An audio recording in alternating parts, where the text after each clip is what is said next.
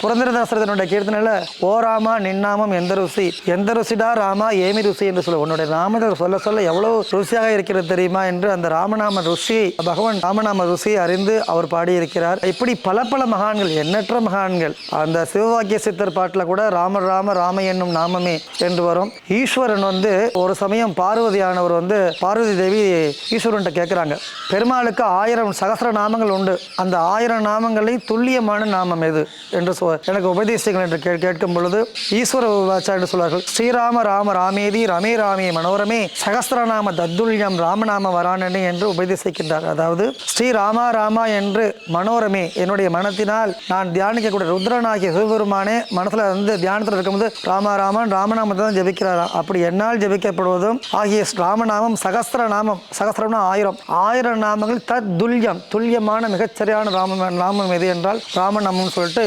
ஈஸ்வரனே சொல்லியிருக்கிறார் என்றால் ராமநாமத்தினுடைய மகிமையை நம்ம புரிஞ்சுக்க முடியும்.